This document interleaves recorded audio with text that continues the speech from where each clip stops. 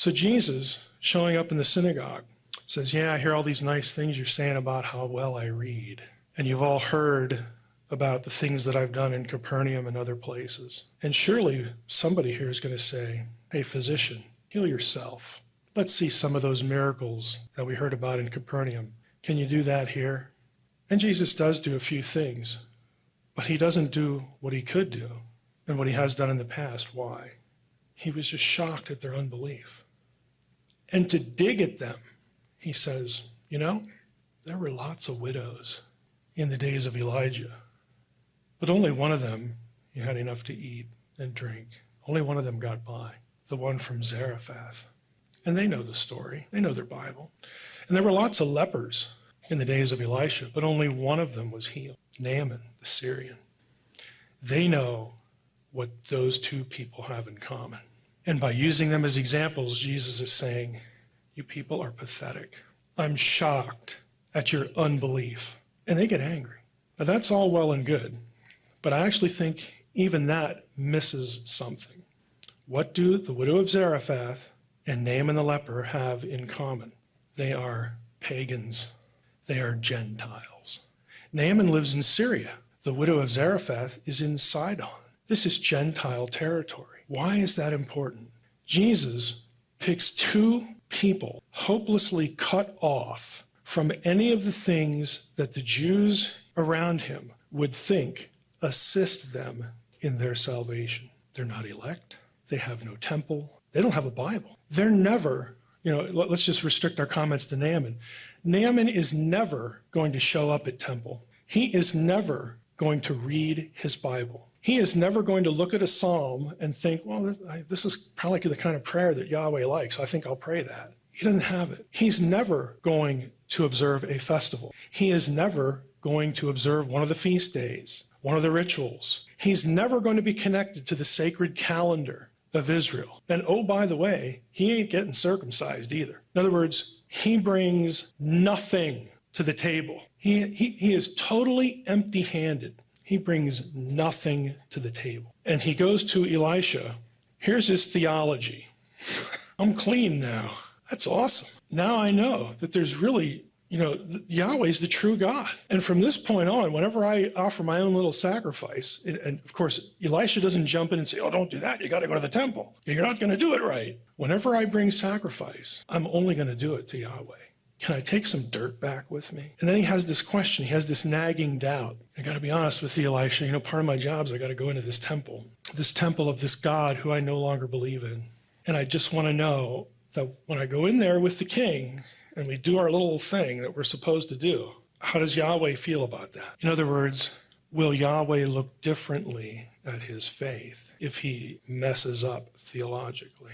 Does Yahweh know his heart or not? I mean, that's really where it's at. He's asking, look, when I do this, does Yahweh know that I know he is God? Does he know that? Does he know that I believe? And so what does Elisha say? You're good. Shalom. Go home. So what's the point? What I want us to begin to see is we really need to look, I think, clearly and differently at faith, at grace, these sorts of things. Naaman wants the prophet to know that even if he goes off with the king to the temple of Rimmon, his heart has not changed. He believes in the God of Israel alone, and he wants to know if God knows that. Will God look at me differently? He has no theology. He's never going to get any. He has no work to bring to the table at all. All he's got is his belief statement, his faith. That's it. I think Naaman is actually the perfect example. And I think there's a reason why Jesus endorses him as an example of faith and the widow at Zarephath, because they're both pagans and they're both Gentiles, unlike the Jews around him in the scene